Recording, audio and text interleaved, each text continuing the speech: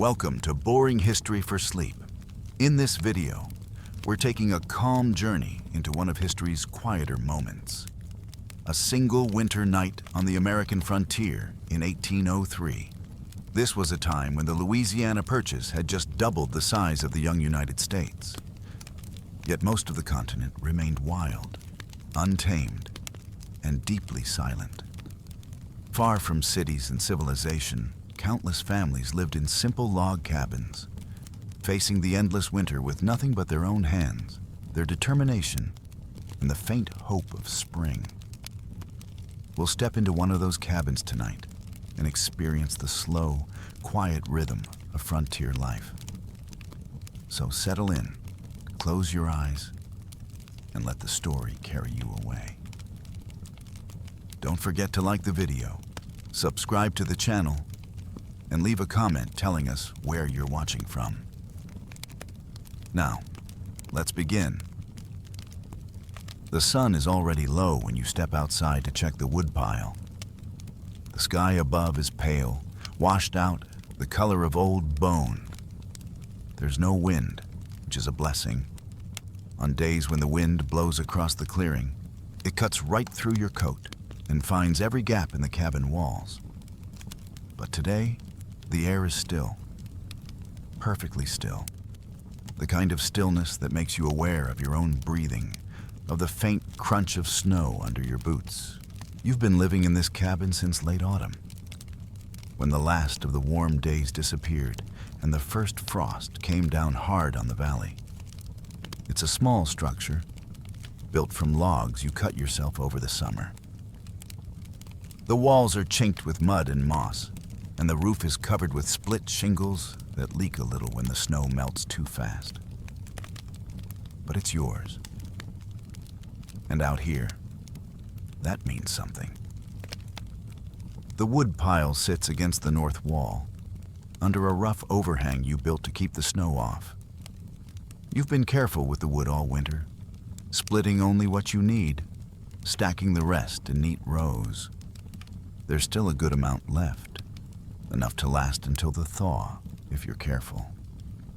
You grab an armful of logs, the bark rough and cold against your bare hands, and turn back toward the cabin door.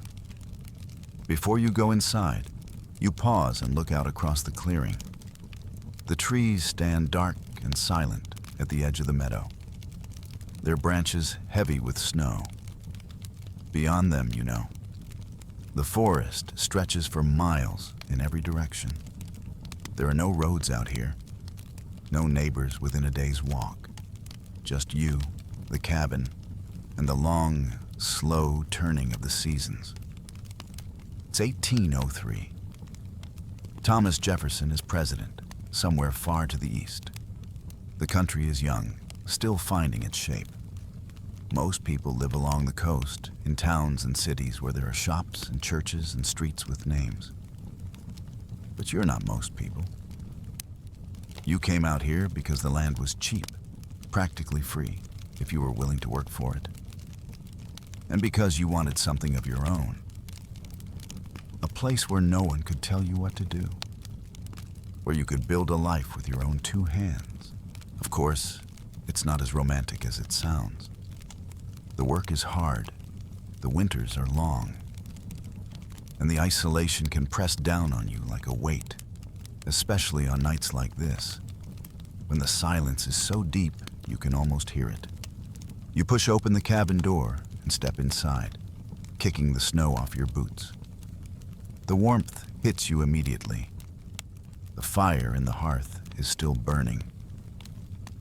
A low, steady flame that fills the room with flickering light. The cabin is small, just one room really, but it's enough.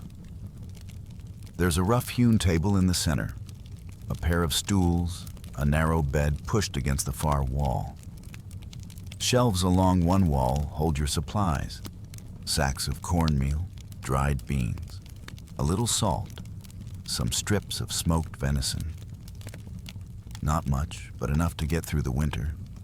You set the logs down by the hearth and add one to the fire, watching as the flames lick around it, catching on the dry bark. The heat feels good. Outside, the temperature has been dropping all day. By morning, it'll be well below freezing. You straighten up and look around the cabin. Everything is in its place. Your rifle hangs on pegs above the door, cleaned and loaded. Your axe leans in the corner, the blade sharp. A few traps hang from nails on the wall, waiting for the next time you venture out into the woods. Life out here is simple in a way. You wake up, you do what needs doing, and then you go to sleep. There's no schedule, no clock to watch. The sun rises and sets, and you move with it. But simple doesn't mean easy, and it doesn't mean comfortable. You move to the hearth and check the pot hanging over the fire. Inside is a stew you started this morning. Venison, a few turnips, some wild onions you dug up before the ground froze. It's been simmering all day, and the smell fills the cabin, rich and savory. You give it a stir with a wooden spoon, then taste it. It's good. Simple, but good. You ladle some into a wooden bowl and carry it to the table. There's no chair, just a stool. And you sit down carefully, balancing the bowl on your knee. The stew is hot, almost too hot, and you blow on it before taking a bite. The meat is tender, falling apart in your mouth. The turnips are soft, sweet. It's the kind of meal that warms you from the inside out. As you eat, you listen to the sounds of the cabin. The fire crackles softly. The logs in the walls creak and settle as the cold tightens its grip. Somewhere above, a mouse scratches in the rafters. You don't mind the mice. They don't eat much, and they're company, in a way. Outside, the daylight is fading fast. Through the single small window, a piece of oiled paper stretched over a wooden frame, you can see the sky turning from pale gray to deep blue. The stars will be out soon. On clear nights like this, when there's no moon, the stars are so bright they almost hurt to look at. Out here, far from any town or city, there's no light but the light of the fire and the light of the sky. You finish your stew and set the bowl aside. For a moment, you just sit there, letting the warmth of the food settle in your belly. It's strange sometimes how quiet it gets. In the towns back east, there's always noise. People talking, horses in the street, the clang of a blacksmith's hammer. But out here, the silence is a presence of its own. It fills the space around you, thick and heavy. You stand and move to the window, peering out into the gathering dark. The snow glows faintly in the last light of the day. The trees are black shapes against the sky. Nothing moves. There's no sign of life anywhere. No smoke from a neighbor's chimney, no distant light. Just the snow, the trees, and the cold. It's easy to feel small out here. Easy to feel like you're the only person left in the world. But you're not alone. Not entirely. Somewhere out in those woods, there are others. Indians mostly. Shawnee maybe, or Delaware. They've been here longer than anyone, and they know this land better than you ever will. You've seen their tracks in the snow once or twice, the marks of a hunting party passing through. You've never spoken to them, and they've never approached the cabin. There's an understanding, a kind of unspoken agreement. You keep to yourself, and they do the same. Still, you keep the rifle loaded, just in case. You turn away from the window and move back to the hearth. The fire is burning low, so you add another log and poke at the coals with an iron rod. Sparks fly up, glowing bright for a moment before fading into the darkness. The truth is, the Indians aren't what worry you most. It's the cold, the isolation, the long stretch of winter that still lies ahead. It's only January. There are still 2, maybe 3 months of hard cold before the thaw comes. And anything can happen in that time. A bad storm could bury the cabin. You could get sick and there'd be no one to help. Or you could simply run out of food. You've thought about these things, of course. You'd be a fool not to. But there's no point dwelling on them. You made your choice when you came out here. You knew what it would be like. And so far, you've survived. You move to the shelves and take down a small sack of cornmeal. Tomorrow, you'll bake some cornbread. Maybe fry up some of the salt pork you've been saving. But tonight, the stew was enough. You put the sack back and run your hand along the other supplies, taking stock. The beans are running low. The salt is almost gone. The venison will last another week, maybe 2. You'll need to check the traps soon. Maybe set a few more.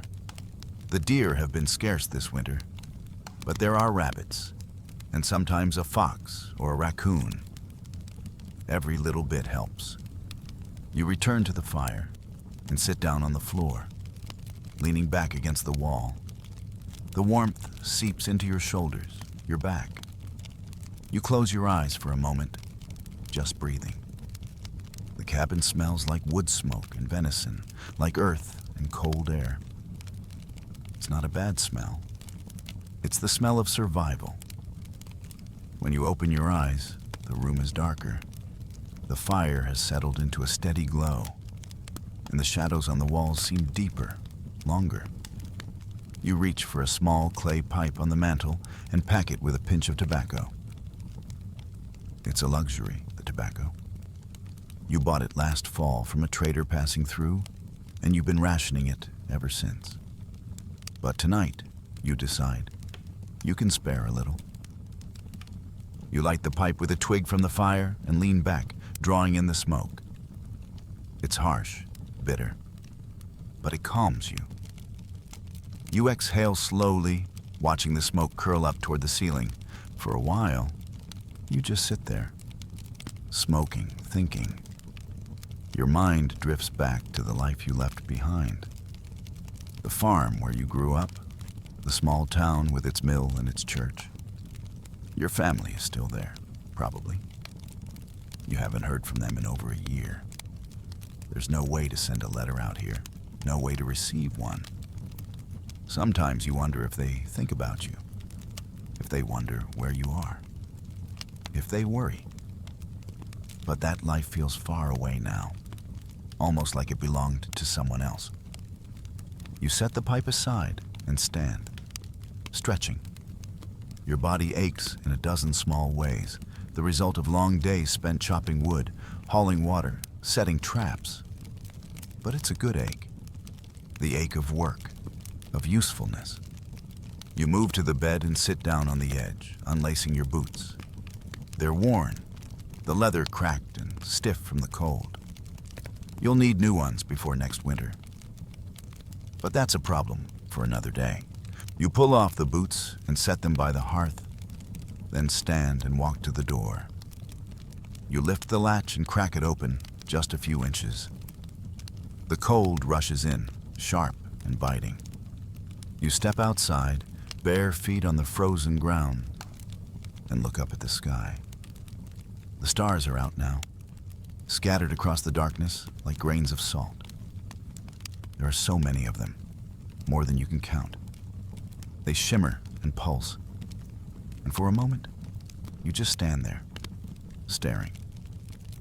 It's beautiful, in a way that makes your chest tighten. You take a deep breath, the cold air burning in your lungs, and then step back inside, closing the door behind you. You drop the latch and lean against the wood for a moment, listening. The silence presses in, broken only by the crackle of the fire. You move to the bed and lie down, pulling a heavy wool blanket over yourself. The mattress is thin, stuffed with straw, and it rustles under your weight. But it's warm enough, with the fire still burning and the blanket pulled up to your chin. You close your eyes, but sleep doesn't come right away. Your mind is still turning, still restless. You think about tomorrow.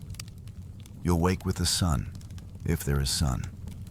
You'll check the traps, maybe split more wood. The days are short in winter, and there's always work to be done. But for now, you're warm. You're safe, and that's enough. The fire pops softly, and you let the sound lull you. Let it pull you down into the quiet. Outside, the night deepens. The cold tightens. The stars wheel slowly overhead. And in the cabin, you drift, somewhere between waking and sleep, listening to the slow, steady rhythm of your own breathing. By the way, I'd like to give you a quick reminder. If you're enjoying the video, don't forget to subscribe. Now, let's continue from where we left off. You wake in the deep part of the night, though you're not sure what woke you. The cabin is darker now. The fire has burned down to glowing embers, casting only the faintest red light across the floor. You lie still for a moment, listening. The silence is complete, absolute. Not even the wind. Not even the scratch of mice in the rafters. Then you hear it. A sound, faint and distant. Something moving through the snow outside. Your hand moves instinctively toward the rifle, which leans against the wall beside the bed. Your fingers close around the stock, and you lift it carefully, slowly, making no sound. You slide out from under the blanket and move to the window, keeping low. The oiled paper is frosted over on the inside, but you can still see through it, barely. Outside, the world is painted in shades of silver and black. The moon has risen, just a thin crescent, but bright enough to cast shadows. You scan the clearing, your eyes adjusting to the darkness. At first, you see nothing. Just snow and trees and the long shadows they cast. But then, at the edge of the meadow, something moves. A shape, low to the ground, dark against the snow. A wolf, maybe, or a fox. It's hard to tell from here. Whatever it is, it's moving slowly, cautiously, hunting. You watch it for a long moment, barely breathing. The animal pauses, lifts its head, sniffs the air. Then it moves on, disappearing into the trees. You wait another minute, then two, but it doesn't return. You lower the rifle and set it back against the wall. Your heart is beating a little faster than it should be, but that's natural. Out here, you learn to be alert. Every sound, every movement could mean something, could mean danger. But the night is quiet again. Whatever it was, it's gone. You return to the bed and sit down on the edge, rubbing your face with both hands. The cabin is cold now. The fire has died down too much. You stand and move to the hearth, adding 2 more logs from the pile. You stir the embers with the iron rod, and slowly, reluctantly, the flames begin to rise again. The wood catches, and the fire grows, pushing back the darkness. You stand there for a moment, warming your hands over the flames. The heat feels good. It always does. Fire is life out here. Without it, you'd freeze in a matter of hours. You glance toward the door. It's still latched, still secure. The walls are solid. The roof is holding. Everything is as it should be. But still, you can't shake the feeling of being watched. It's irrational, you know. There's nothing out there, just the woods, the snow, the night. But the feeling persists. You move back to the window and look out again. The moon is higher now, casting a pale light across the clearing. The snow seems to glow, luminous and strange. The trees stand like sentinels, dark and unmoving. Nothing stirs. Nothing moves. You turn away and walk to the table where a small tin cup sits half full of water. You drink it down, the water cold and sharp. Then you refill the cup from a bucket by the door and drink again. The water tastes faintly of iron, of earth. It came from a creek about 100 yards from the cabin, and you have to break through the ice every morning to fill the bucket. You set the cup down and move back to the fire. The flames are stronger now, dancing and flickering. You sit down on the floor, leaning against the wall, and stare into the fire. There's something hypnotic about it. The way the flames move, the way they seem almost alive. Your mind drifts. You think about the wolf, or whatever it was, out there in the snow. You wonder where it's going, what it's hunting. You wonder if it has a den somewhere, a place to shelter from the cold, or if it's just wandering, alone, like you. It's strange, the way you've come to think of the animals. Not as enemies exactly, but as companions of a sort. You're all out here together, trying to survive the winter. The wolves, the foxes, the deer, even the mice in the rafters. You're all part of the same struggle. You close your eyes and let your head rest against the wall. The warmth of the fire seeps into your skin, into your bones. You feel yourself beginning to relax, the tension draining out of your shoulders, your neck. For a while, you just sit there, half awake, half asleep. The fire crackles softly. The cabin creaks. Outside, the night presses close, cold and silent.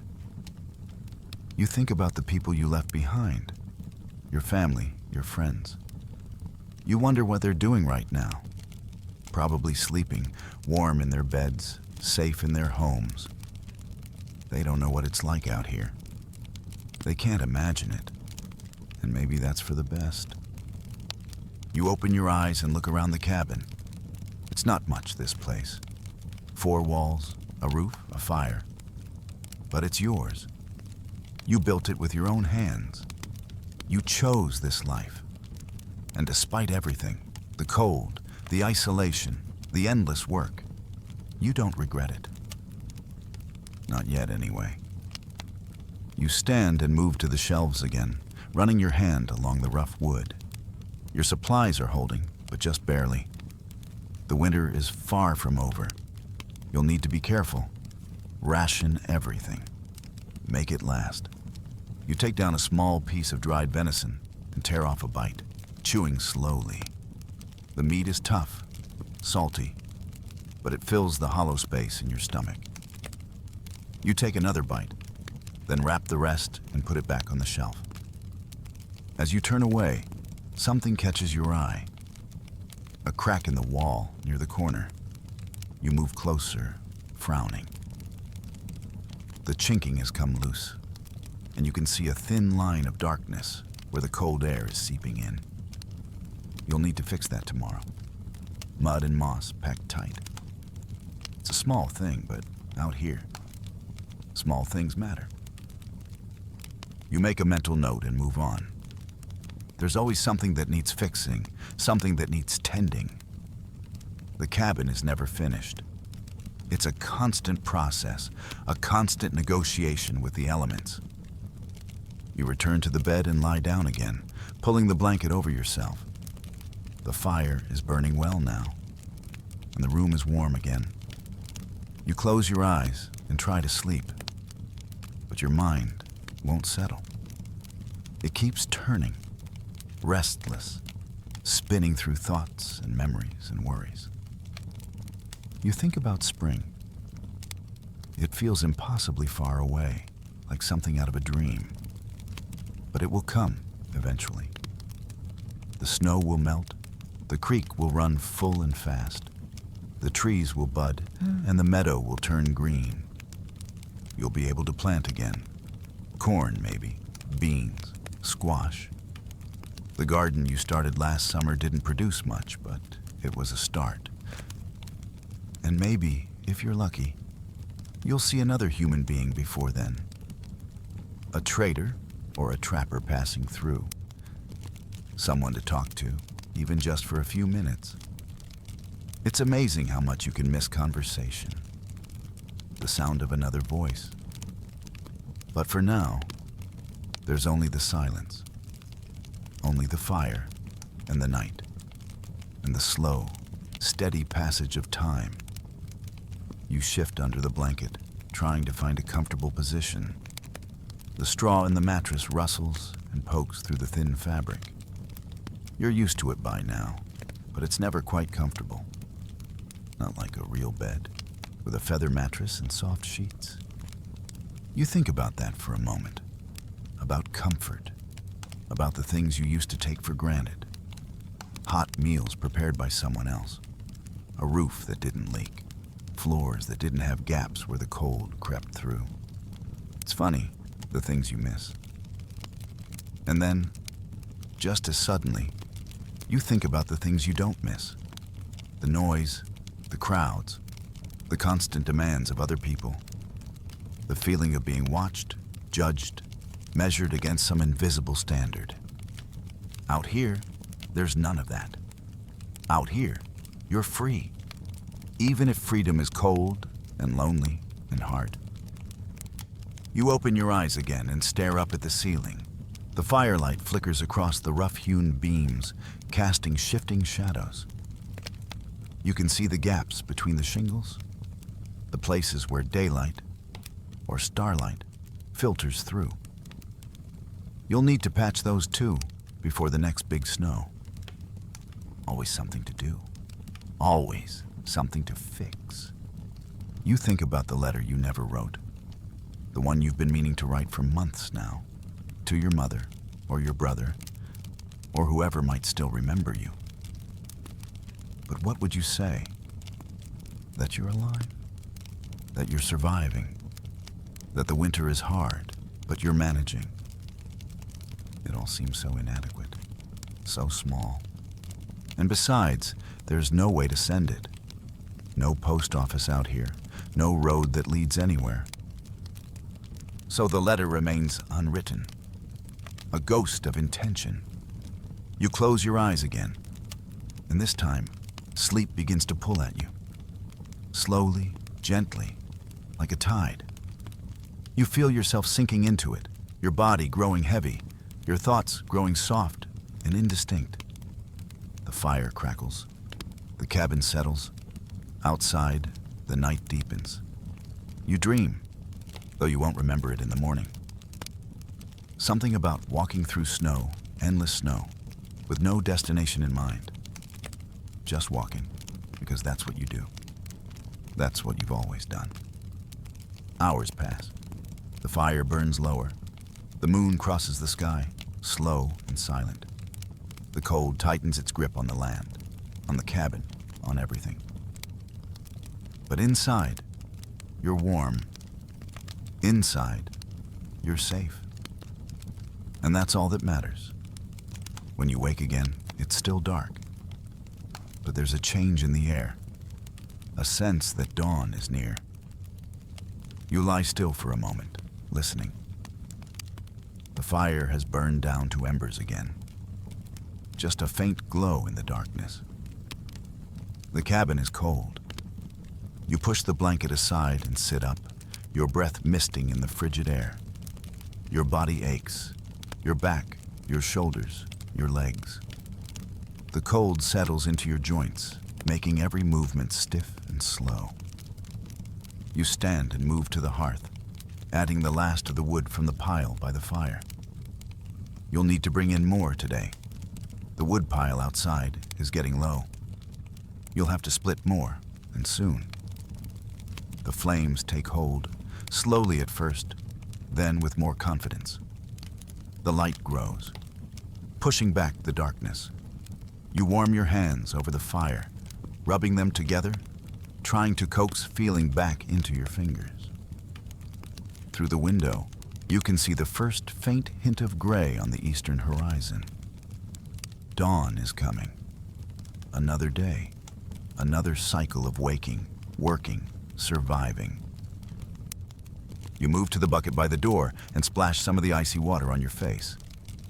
It's shocking, brutal, but it wakes you up. You dry your face with a rough cloth and pull on your boots, lacing them tight. You stand and look around the cabin one more time. Everything is in its place. The rifle, the axe, the traps, the supplies on the shelves. You take a deep breath, and then you unlatch the door and step outside. The cold hits you like a blow. The air is so frigid it hurts to breathe. But the sky is clear, and the stars are fading as the light grows. The snow in the clearing is undisturbed, smooth and perfect. You walk to the woodpile and begin loading logs into your arms. Your breath comes out in great clouds of vapor. Your fingers ache within minutes. But you keep working, because that's what you do. When your arms are full, you turn back toward the cabin. Smoke is rising from the chimney, thin and gray against the pale sky. The sight of it fills you with a strange sense of satisfaction. It's proof of life. Proof that you're still here, still surviving.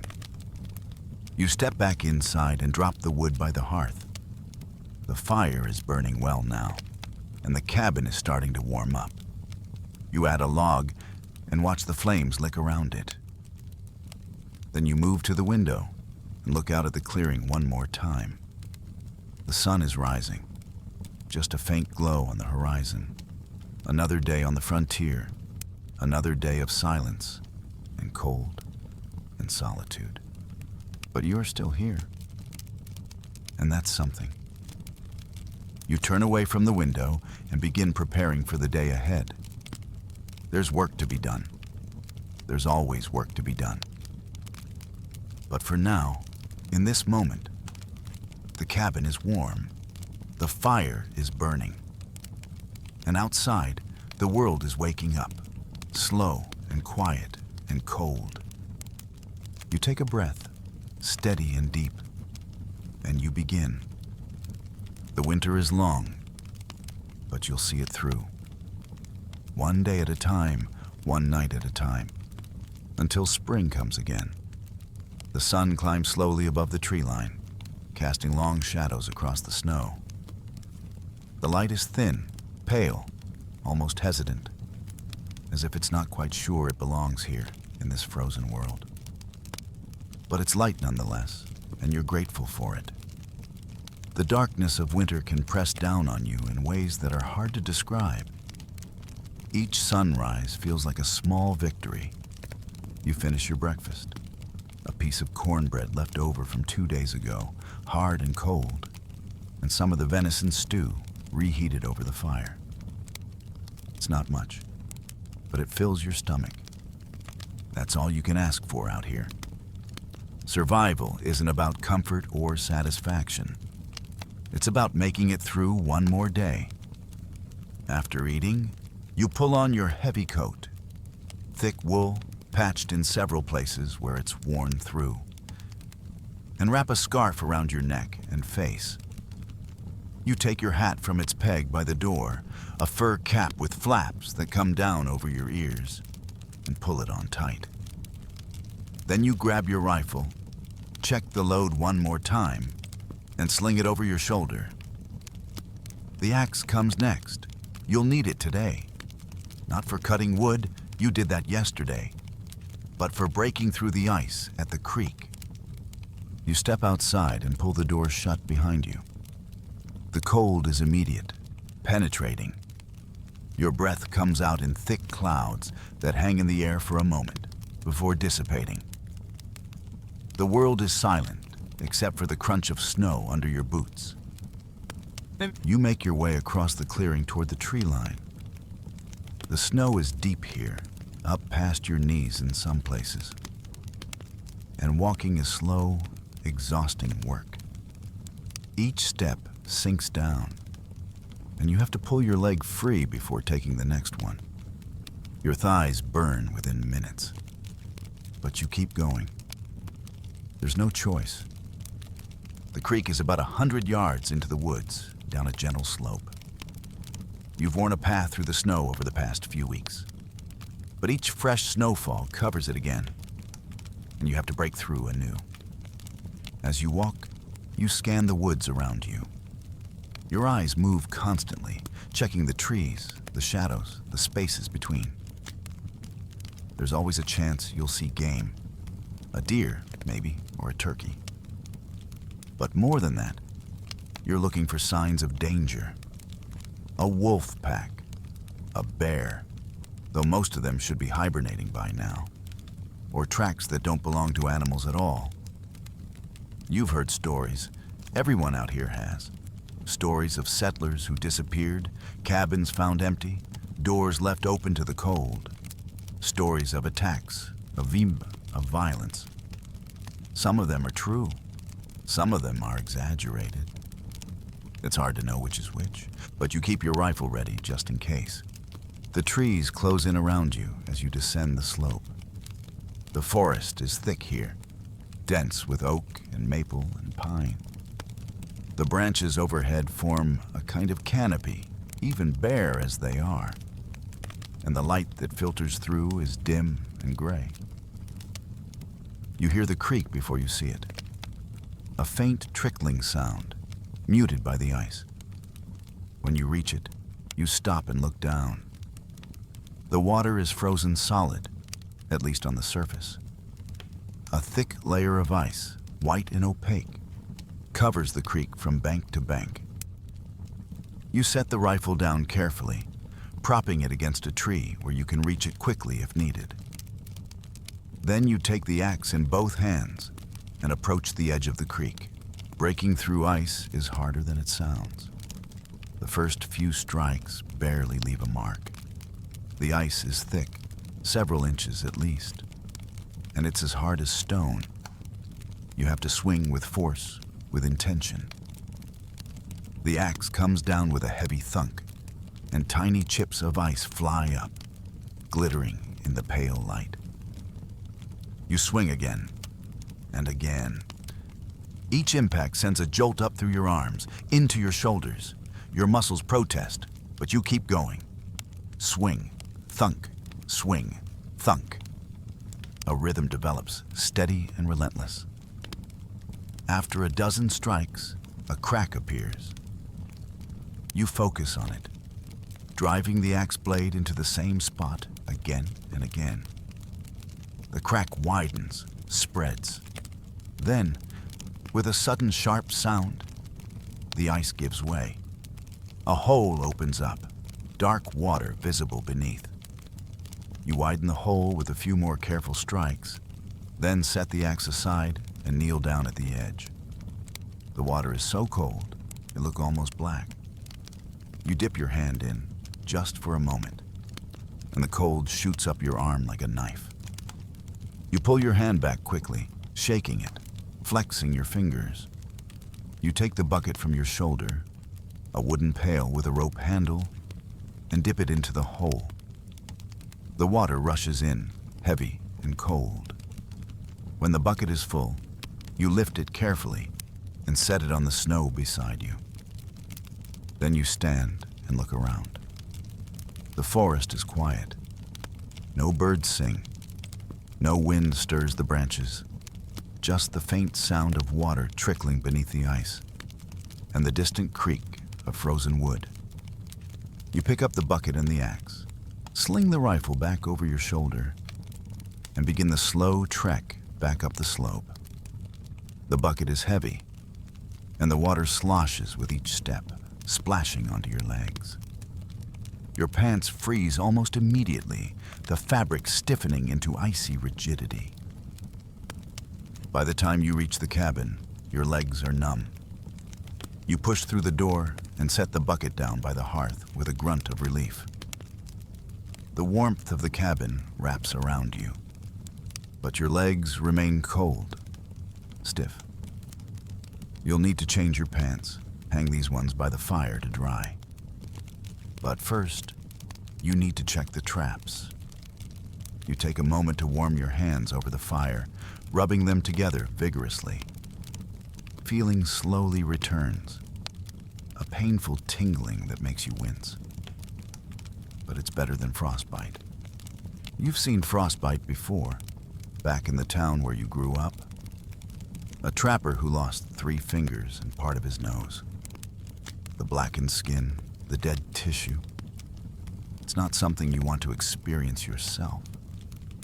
When your hands are functional again, you pull on a dry pair of mittens and head back outside. The traps are spread out in a rough circle around the cabin, each one set in a location you scouted carefully. Near rabbit runs, along deer trails, in places where you've seen tracks. The first trap is about 50 yards to the north, near a fallen log. You approach it carefully, your eyes scanning the snow. From a distance, you can already tell it's been sprung. The trigger is down, the jaws closed. But there's nothing in it. You kneel down and examine the trap. There are tracks in the snow, small, light prints. A rabbit, probably. It must have been too quick or too small. The trap closed on nothing but air. You reset the trap carefully, your fingers clumsy in the mittens. Takes a few tries, but eventually the spring clicks into place. You cover it lightly with snow and move on. The second trap is empty as well. Not even sprung. Just sitting there, undisturbed, as it has been for days. The third trap, though, is different. You see it from a distance. The trap is sprung, and there's something dark against the white snow. Your pace quickens. As you get closer, you can make out the shape. A rabbit. A good-sized one. Relief washes over you. It's not much, but it's something. Meat. Fresh meat. You kneel down and carefully open the trap's jaws. The rabbit is dead. Killed quickly by the force of the trap. That's good. You don't like it when they suffer. You lift the rabbit by its hind legs and examine it. It's thin. Winter has been hard on the animals too, but it's still a decent catch. You reset the trap and sling the rabbit over your shoulder. Its body is already stiffening in the cold. The remaining traps are all empty. No tracks, no signs of activity. But that's the way it goes. Some days you catch something. Most days you don't. By the time you return to the cabin, the sun is nearly overhead. The day is half gone already, and you've barely started on your list of tasks. But that's winter on the frontier. Everything takes longer in the cold. Every task is harder. Inside, you hang the rabbit from a hook in the ceiling and set about preparing it. You've done this hundreds of times, and your hands move with practiced efficiency. The skinning knife is sharp, and the hide comes away cleanly. You'll stretch it and dry it later. Rabbit fur isn't worth much, but it can be used for lining mittens or patching clothes. The meat you cut into pieces and set aside. Some of it you'll cook today. The rest you'll smoke or dry, adding to your stores. Every bit counts. As you work, your mind wanders. You think about the other trappers and settlers you've met over the years. There aren't many, but there are a few. Men like you, mostly. Loners, drifters. People who couldn't quite fit into the civilized world back east. There was one man, a Frenchman named Baptiste, who you met last spring. He was heading west, deeper into the wilderness, looking for beaver. He'd spent the night at your cabin, and the two of you had sat up late talking. He told you about the rivers out west, the mountains that touched the sky, the endless plains where buffalo roamed in herds so large they darkened the earth. It sounded like a dream, or a lie. You weren't sure which, but Baptiste believed it. You could see it in his eyes. He was chasing something. Freedom, maybe, or fortune, or just the horizon. You wonder sometimes if you should have gone with him, if you should have packed up everything and headed west into the unknown. But you didn't. You stayed. Because this cabin, this little piece of land, is yours. You built it. You've survived in it. And there's something to be said for that. You finish butchering the rabbit and wash your hands in a basin of water. The water is cold, and your hands ache again. But you scrub them clean anyway.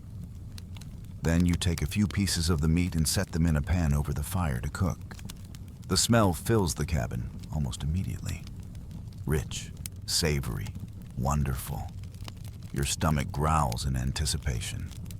While the meat cooks, you move to the shelves and take stock again. The cornmeal is running low. The beans are almost gone. The salt is nearly finished. You'll need to make a trip to the trading post soon. It's a 2-day journey, maybe 3 in the snow. But it has to be done. You make a mental list of what you'll need. Cornmeal, salt, beans, flour if they have it. Maybe some tobacco if you can afford it. And coffee. God, you miss coffee. The rabbit meat sizzles in the pan, and you flip it with a wooden spatula. The edges are browning nicely. Your mouth waters. When it's done, you slide the meat onto a wooden plate and sit down at the table. The first bite is pure bliss. The meat is tender, flavorful, still hot. You close your eyes and savor it, chewing slowly. It's amazing how good simple food can taste when you're truly hungry, when you've worked for it, when you've earned it. You eat slowly, making the meal last. Outside, the afternoon sun casts long shadows across the snow. The day is waning already. The winter days are so short. By mid-afternoon, the light is already fading. After you finish eating, you sit for a moment, just resting. Your body aches in a dozen places. Your hands are raw from the cold and the work. Your legs are sore from trudging through the snow. But you're alive. You're fed. You're warm. For now, that's enough. You stand and move to the window, looking out at the clearing. The snow glows in the afternoon light, soft and blue. The trees stand dark against the sky. Everything is still. Everything is quiet. And in that quietness, you find a kind of peace. It's not happiness, exactly. It's not contentment. But it's something close. A sense of rightness, of being where you're supposed to be, doing what you're supposed to do. You turn away from the window and begin preparing for the evening. There's wood to bring in, the fire to tend, the rabbit hide to stretch and dry. Always something to do. Always something to keep your hands busy, your mind occupied. And maybe that's the secret to surviving out here. Not thinking too much, not dwelling on what you've left behind or what might have been. Just focusing on the next task, the next day. One step at a time, one breath at a time, until spring comes again. The afternoon slides into evening with barely a whisper. The sun, which never climbed very high to begin with, begins its descent behind the western tree line. The light changes, becomes softer, more golden. The shadows grow longer, stretching across the snow like dark fingers reaching toward the cabin. You've spent the last few hours working on small tasks. You stretched the rabbit hide and hung it to dry near the hearth. You mended a tear in your spare shirt, your stitches crude but functional. You sharpened your knife on a whetstone, the rhythmic scraping sound filling the cabin. And you brought in more wood, stacking it carefully by the door. Now, as the day fades, you find yourself with a rare thing. Time. Time to sit, time to think, time to simply be. You settle down on the floor near the fire, your back against the wall. The flames dance and flicker, casting wavering shadows across the room. The warmth seeps into your bones. You let out a long, slow breath. It's strange, having nothing that urgently needs doing. Out here, your days are usually filled from dawn to dusk with tasks that can't be postponed. But today, you're ahead of schedule. The water is fetched. The traps are checked. The wood is stacked. The fire is burning well. So you sit, and you let your mind wander. Your thoughts drift back to the journey that brought you here. It was 2 years ago, almost to the day. You'd left Philadelphia in early spring, with a wagon full of supplies and dreams of making something of yourself. The journey west had taken months, through Pennsylvania, across the mountains, into the Ohio territory. The land here had been opened up by the government, sold cheap to encourage settlement. They called it the frontier, the edge of civilization. Beyond this, there was only wilderness, Indian country, the unknown. You'd heard the warnings. People said it was too dangerous, too isolated, that you'd never survive a winter alone, that the Indians would kill you, or you'd starve, or you'd simply go mad from the loneliness. But you came anyway, because back in Philadelphia, you had nothing. You worked in a factory, 12 hours a day, 6 days a week. The pay was barely enough to survive on. You lived in a cramped boarding house with 5 other men, sleeping on a straw mattress that stank of mildew and sweat. That wasn't a life. That was just existing. So you saved every penny you could. You bought tools, seeds, a rifle. And when you had enough, you left. You didn't tell anyone where you were going. You just packed up one morning and walked out of the city, leaving it all behind. The journey west was hard. The wagon broke down twice. You ran out of food and had to hunt. You got lost more times than you care to remember. But somehow, you kept going. And then one day in late summer, you came over a ridge and saw this valley spread out before you. The creek running through it, the meadow, green and lush. The forest all around, thick and dark and full of life. It felt right. It felt like home. So you stopped. You unloaded the wagon, and you started building. The cabin took 2 months to complete. Just you, alone, cutting trees and hauling logs and fitting them together. Your hands blistered and bled. Your back screamed in protest. But you kept working, because what else was there to do?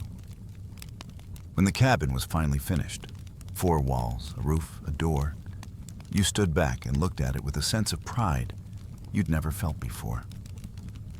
It wasn't much. It was rough, crude, barely more than a shed. But it was yours. You'd made it with your own hands.